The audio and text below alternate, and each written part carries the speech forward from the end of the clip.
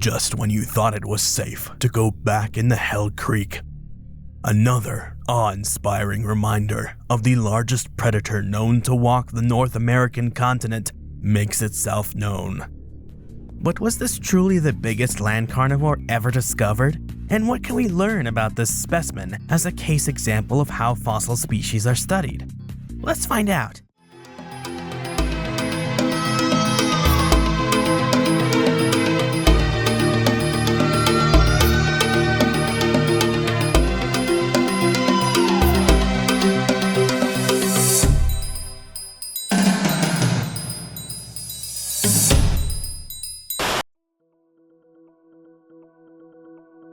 Ever since the naming of the species 120 years ago, it seems like it has been a gradually escalating series of record holders for who was the largest of the large tyrant reptile kings. With the exponential expansion of internet subcultures, word of mouth on new potentially record-sized T-rexes passes around faster than ever before. Everyone wants to know more about the most famous megafaunal predator from the age of reptiles, so it's not any real surprise the internet seems that it can't go a year without being abuzz with word of a new discovery or specimen of the world's #1 favorite dinosaur. And that's exactly what did the usual social media rounds when a gigantic fossil specimen was revealed at the 2024 Tucson Fossil and Mineral Show. Discovered by Lauren Gersh and Lauren McLean in Harding County, South Dakota, this specimen is the left femur of a tyrannosaurus, nicknamed Goliath. The Black Hills Institute, a private corporation specializing in the excavation, preparation, and casting of fossils, worked on the fossil leg bone for its big reveal and presented its measurements in this now famous chart that has been blasting across all channels where you get your usual dinosaur news. I know you follow dinosaur news channels. Frickin' nerd. As you can see, this table is titled Size Comparison of the Largest Recorded Tyrannosaurus Rex Specimens, and it has the specimen name, the length of the femur, and the circumference of the femur. The specimens listed are Sue, Stan, Scotty, E.D. Cope, and then an average of Tyrannosaurus Rex femur, and of course the new specimen Goliath. I'm not going to read off the numbers. At first glance, this handy-dandy chart seems like an open and shut case. Those are certainly measurements, and those measurements sure do tell you that one bone of one specimen is larger than the same bone in other specimens, doesn't it? If we assume Goliath was roughly proportional in terms of its body versus the femur size, it could absolutely wind up being a colossal carnivore. Perhaps the chunkiest behemoth to ever stride through the forests of Hell Creek. Dr. Brian Curtis, paleontologist and educator with the company Fossil Crates, got the chance to inspect the specimen himself and confirmed the measurements were valid. This is the largest Tyrannosaurus Rex femur ever discovered, period, end of story, full stop. I measured it, multiple devices, and it came up at 137 centimeters and change. This thing is gigantic. The least breadth is the thickest I've ever seen, and this is sauropod sized. All you chimerosaurs, watch out. Heck, this is mass-wise, it's going to be up there with some of the Diplodocus. They're very gracile. Unbelievably cool, solid bone, incredible. Scotty, Sue, sit down, because you now have a new leader in size, strength, and ferocity. I can only imagine how monstrous this beast was. Or maybe it was just genetically big boned. That could be too. But I'm going to go with the fact that this creature was utterly enormous. And it was presaged because a paper came out recently talking about the bell curve and how animals will be various sizes. Well, we're pushing the envelope. Very cool specimen. Absolutely delighted to see this at the Black Hills Institute's booth here at the Tucson Gem and Mineral Show. Specifically, the length measurement was taken from the femur's femoral head, where the leg fits into the hip socket, down to its medial condyle, where the femur unites with the lower leg on the inward side of the knee. The femoral head did seem to have some minor damage to it, so the actual length might have been somewhat longer. Dr. Curtis speculated the true length was somewhere between 139.1 and 141.1 centimeters. However, finding out the original dimensions is difficult, and being conservative is typically the best practice, so one must keep that range in mind.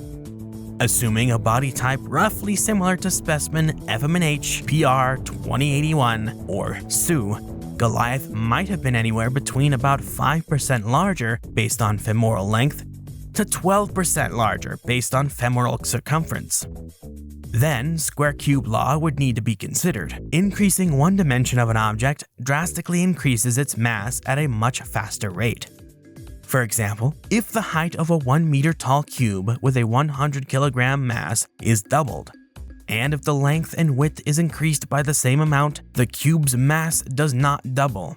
It octuples.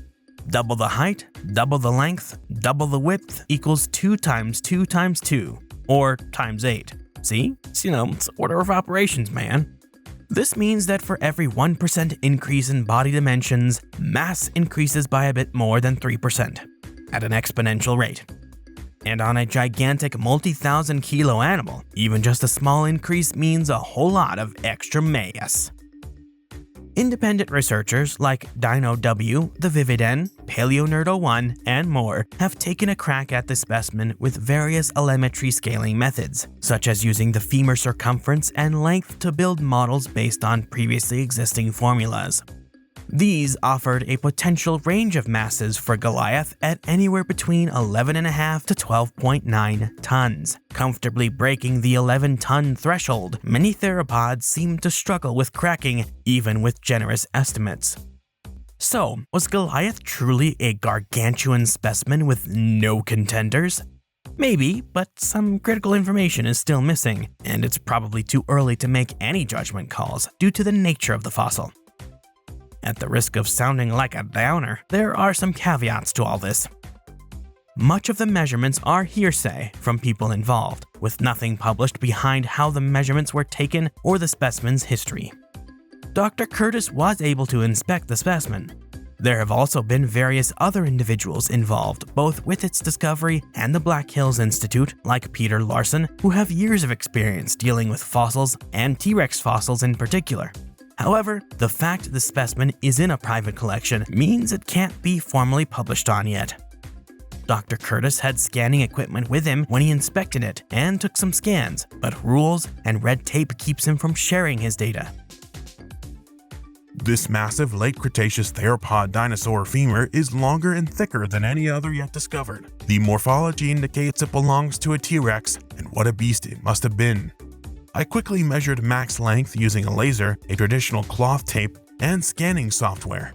No, I am not permitted to share the scan. Bragging Curtis.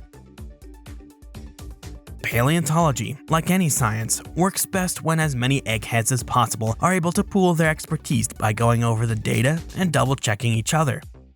The more this happens when someone makes a claim, the better the chances are someone might notice something unexpected or catch a potential oversight that got missed the first time. One can see this in action with how the understanding of dinosaurs has continued to evolve and change more and more as more people with more expertise worked in the field and were able to re-evaluate conclusions new and old.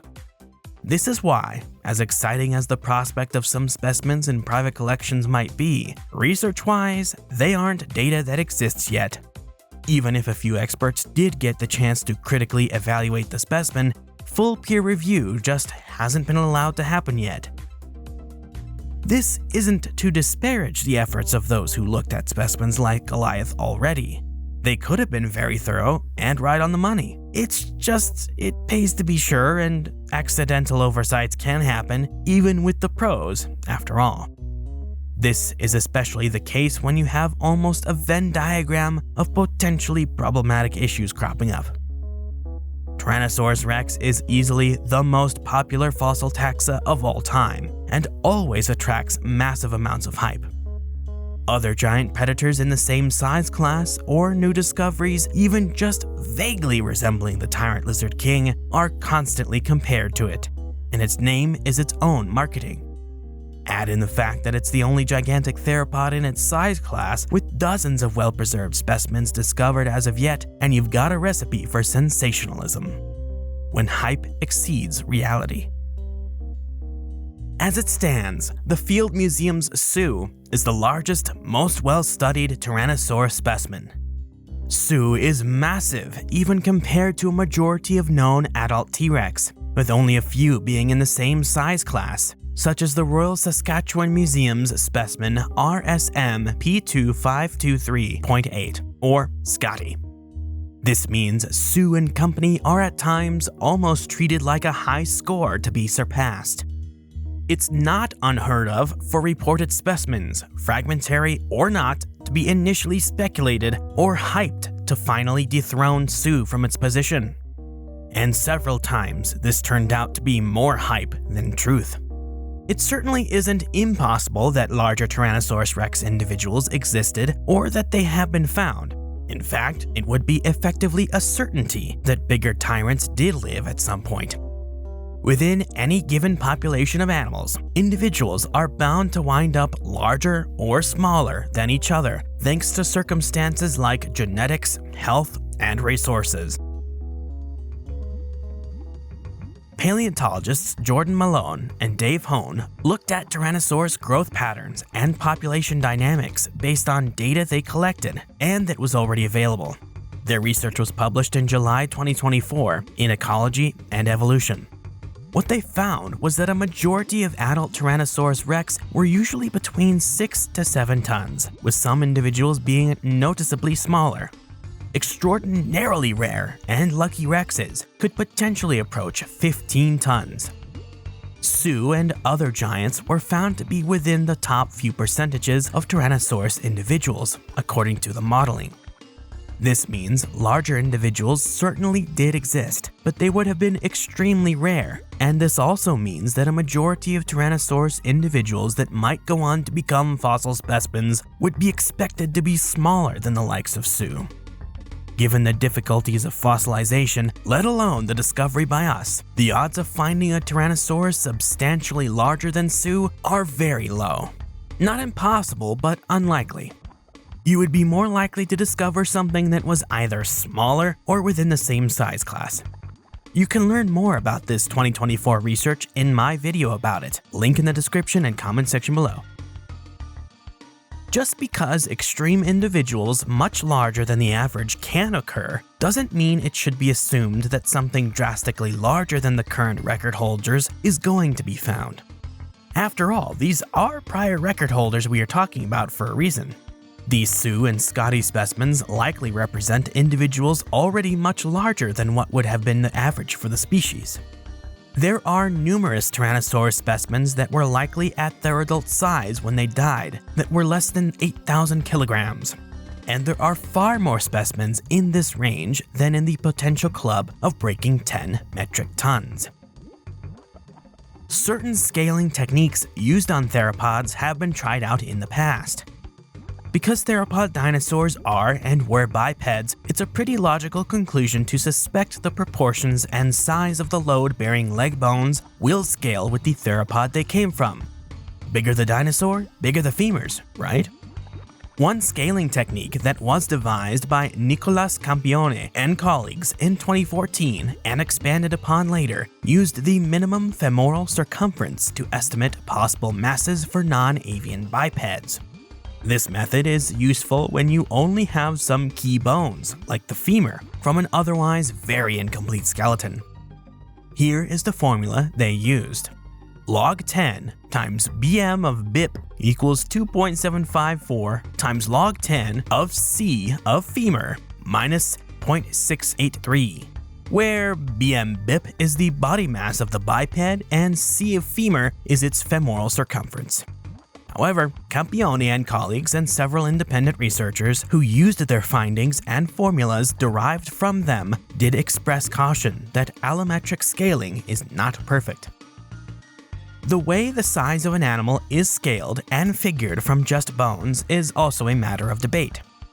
Just like in humans, different individuals of a species might be proportioned differently.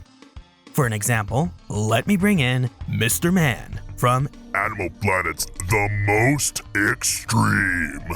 well, let me bring in two of them. These two fellows are the same height, but due to lifestyle and genetics, it's entirely possible to have one with proportionally longer and thicker leg bones than the other. But that other individual might actually be a chunkier fellow with larger muscles and more tissue in general, making them heavier. It's not that the first individual is bigger, they just have a slightly different set of proportions. If these two individuals fossilized and you only got the femur from the first one but the complete skeleton of the second one, it might look like the first individual was bigger than the second. All the available data would say so, but this is limited data. If the differences in size were very stark, that would be very telling. For example, an abstract was published in 2024 in the Journal of Argentinian Vertebrate Paleontology by Juan Canale and a large group of Argentinian and American scientists on a new specimen of the South American Carcharodontosaur Meraxes. This new individual was 15% larger than the holotype specimen that was described in 2022, with multiple recovered bones such as the pectoral girdle, forelimbs, and hind limbs. All measurements were noticeably larger than the holotype and implied a creature comparable in size to the Giganotosaurus holotype. Thanks to how much of the second Meraxes specimen was recovered, the difference in size is far more obvious. On top of that, researchers were able to get a much better and solid idea of about how large it was. Goliath, on the other hand, is just a stinking femur. With luck, maybe more of the same individual could be found, or another specimen of similar dimensions might have more material. This isn't to say it can just be assumed that Goliath had proportions totally different than Sue, a T-Rex with a serious case of Pixar mom hips, because nothing can be very certain from just one bone. How the data is acquired can also be problematic. Without much communication about materials and methods like in well-published scientific papers, controlling for consistency in bone measurements can be difficult to impossible. The length of Goliath's femur was achieved by measuring from the femoral head to the medial condyle. This was due to lots of damage to the greater trochanter, the uppermost point on the outside-facing side of the femur. In other specimens of T-Rex, like Sue, femoral length was usually measured from the greater trochanter to the lateral condyle, the lowermost point on the outside-facing side of the femur. This can create problems if different measurements were used for different lengths. As it is one of the best studied specimens, Sue has had numerous measurements taken with basically every technique possible. That approximately 132.1 centimeter femur length for Sue that appears on the Goliath chart was taken from the greater trochanter to the lateral condyle. As a reminder, Goliath allegedly had a length of 137.1 centimeters when measured from the femoral head to the medial condyle, with a potentially longer length before damage of 139 to 141 centimeters. At first glance, that difference seems quite large, between just shy of 5.5% to as much as a 7% increase in size from Sue's measurement. But there is a problem. Remember that Sue was measured from a part of the femur missing on the Goliath specimen. When the same measurement method used on Goliath, femoral head to medial condyle, is used for Sue, the femur length gets jacked up to between 136 and 137 centimeters. If that's true, that does cut down the size difference between the two specimens. Assuming that one uses femur length as the baseline for size and assumes Goliath was built like Sue across the rest of its body, the potential sizing increase based on length would go from increasing by over 5% when using a different measurement method for Sue versus a reconstructed length for Goliath, down to about a 1.8 to 3.3% increase in size when the same methods are applied. This would still make it very possible that Goliath is indeed larger than the largest well-studied Tyrannosaurus specimen. However, the difference in size starts shrinking by a lot. Increasing in a specific dimension by less than 4% is a margin often seen as small enough that just a minor difference in proportions could mean figuring out who truly was larger, and by how much is even harder. Since Goliath is just a single bone, those kinds of proportional differences are impossible to obtain. Another technique that has begun to see more use is volumetric scaling. This is only doable when a fairly complete specimen is known and has to be performed very carefully. Essentially, an accurate as possible 3D model is put into a computer program to find the volume. Then, using that data and the formula dictating the relationship between mass, density, and volume, you can use density with that volume to get an idea of mass. A majority of an animal's mass is soft tissue that usually isn't preserved in a fossil. Density can be at least estimated by observing modern animals and their squishy bits. Air passages are obviously quite airy, whereas bones are gonna be dense as hell, yo. Averaging all that silly gunk out and accounting for how a majority of the body's lazy-ass cells are chiefly composed of water, the final average density for most animals winds up being slightly less than water. Imagine being only slightly less dense than water? Couldn't be me. I'm very dense. Azier Larmendi, Xu Yu Hisu, and the enigmatic phylogenetics troll Gregory S. Paul published a paper in 2021 in which they reviewed and reappraised the specific gravities of living and extinct critters. Their work indicates that non-avian theropod dinosaurs broadly follow this trend too, with the average density being roughly 95% that of water. Makes sense they would be less dense than water, what with all damn holes they got going on in their lazy bones. This technique is still not widely used in professional paleontology, however, so more investigation about how to use it can only help. Still, it does offer some alternate possibilities of estimating mass that might generally be much more, well, massive, and also more accurate than scaling off of individual bones. Sioux, for example, was traditionally estimated to be around 8.5 to 9 tons, with more traditional femur-based scaling methods. Volumetric analysis, done on 3D models wrapped around the very complete skeleton, have alternatively given masses exceeding 10 to 10.8 tons. If you used square cube law from the prior evaluation of Goliath as between 1.8 to 3.3% larger than Sioux based on femur length, this would put Goliath at somewhere between 11 and 11.8 tons. Still larger than Sioux, but with a potential uptick in size not quite reaching 12,000 kilograms. Goliath does have a much thicker femur at around 64.7 centimeters in circumference, or something like that, which is, I don't know, around 6 centimeters thicker around than Sioux's 58 centimeter circumference. Applying formulas from or derived from Campione and Friends' allometric work can result in a mass somewhere between 11.9 to 12.75 metric tons. However, you should remember that applying any of these techniques to the Goliath specimen is always going to be extremely sus, because you're still using just a single bone. This is especially true because bone remodeling and taphonomic changes after death can potentially distort the circumference more extremely than it might the length. When just a portion of a centimeter or two might throw off the math in either direction, that's when all conclusions need to be taken with a huge helping of salt. At least until more researchers can have a look at the material. This is one of the reasons why allometric scaling based on the femur bones was usually employed to estimate things more reliably, like changes across a family in broad strokes, rather than extremely specific estimates for mass for individual animals. Going back to allometric scaling based on femoral circumference, Campione and their team literally noted this very thing. They said to use the method to look at evolutionary trends and changes across a family rather than specific individuals.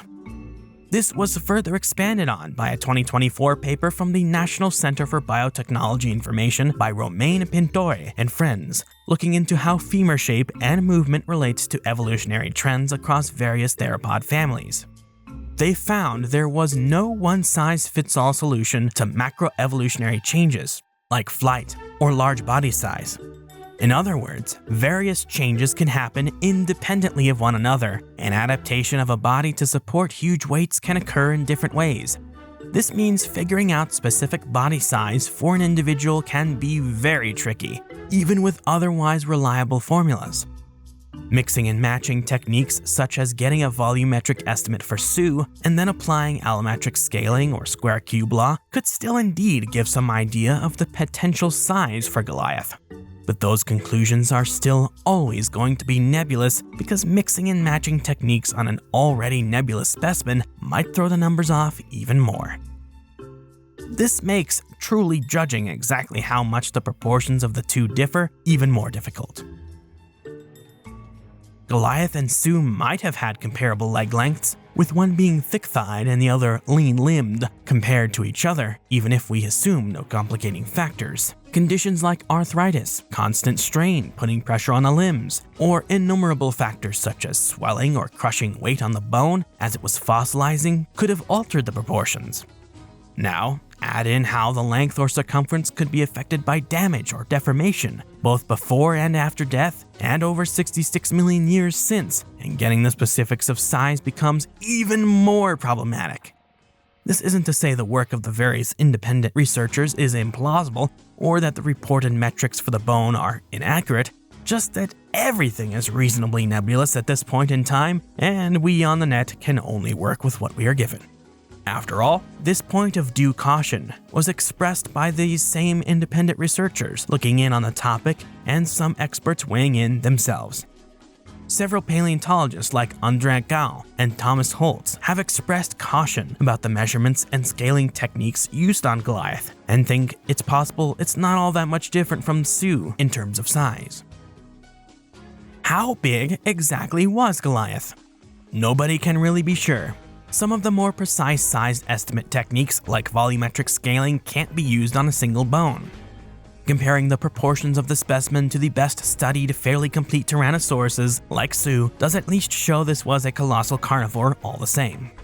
Larger than Sue? Quite possibly, depending on where you estimate the Field Museum's prized Tyrant at, and scale this new specimen up from that. Goliath might have been anywhere from 11.2 to 12.5 tons, if we are being conservative, just to err on the side of caution, hypothetically, for the sake of argument. At that size, it generally might be the largest terrestrial predator ever discovered. But more investigation is always going to be needed before rigid conclusions can be made. Sadly, Goliath might end up having the same fate as other promising discoveries. Thanks to the fact the specimen is privately owned or being sold to a private owner, everything gets thrown out the window. Information from the internal bone tissue could provide more information on life history and size, or even the sex of the animal. But insights like that can't happen until the specimen is publicly accessible and open for research. Until that happens, only limited conclusions can be drawn. And these conclusions are going to be even more limited if only a few people have gotten the chance to look at the bone. A major problem with trying to study private specimens is, among other issues, replicating the results. A private individual or institution owning a fossil might be all too happy to let experts look at it and study it. However, at any point in time, they or some new management in charge of the fossils can revoke those privileges. Once that happens, it is functionally impossible for any follow-up studies to double-check prior statements and discoveries. No research is perfect and gets every detail on the first pass, so keeping fossils in a place where they can be readily double and triple checked is crucial. This is the case of the Sue specimen, which is publicly accessible. But unfortunately, this isn't the case with numerous other fossils, including multiple Tyrannosaurus rex specimens because of how famous the species is. Kept in private collections or out of public access, almost nothing is for sure. This was probably one of the reasons why the scans of Goliath's femur can't be shared publicly. Just for the pedants in the audience, public doesn't inherently mean open to any random member of the public to come take a look at. Sure, some institutions are very snooty and elitist, only allowing the most famous of researchers to look at their specimens, but most aren't. You can do a collections tour or take a look at a specific specimen. You just have to sign a form, ask the appropriate people, and give them a good reason for doing so. Sure, it may take some time, but you can still do it. Public in a scientific research context refers more to the hypothetical availability for study, It means that work can be replicated on a specimen. The Goliath specimen may indeed be the largest Tyrannosaurus rex specimen and the largest theropod individual known yet. However, some of its measurements might be debatable and need more verification to be taken as law. Being just a single femur specimen as is, even with a fairly complete femur, makes scaling difficult due to proportions often varying between individuals. Figuring out the size from a single bone would be hard enough as is, so until the fossil is accessible in a more public space and can be independently studied, it'll be even more mysterious. Thankfully, for all of the high-profile specimens that remain just out of reach for proper study, there have been success stories in the past. Sioux itself was spared potentially winding up in a private collection thanks to collaborative efforts involving multiple groups such as the immeasurably evil Walt Disney Company and McDonald's, out of all horrible unethical monopolies. And the famous Montana dueling dinosaurs is safely in a proper museum after a decade languishing in storage and court cases. Still, the problem is noticeable. Tyrannosaur expert Dr. Thomas Carr recently noted that there are now twice as many T-Rex fossils going into private ventures and collections than museums nowadays. There are now more scientifically important T-Rex specimens under restrictive access than public access, and not just potential giants like Goliath, but rare, scientifically important juvenile specimens as well.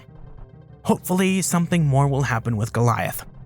Additional material and winding up somewhere accessible might indeed help clarify the question on if the kings of the tyrant reptiles have a new king. Or queen, wouldn't want to be sexist. For more interesting stories about nature, the history of life, or what goes bump in the night, subscribe, like this video, drop a comment in the comment section below, and hit the bell icon to stay in the know with everything Edge. Thanks for watching.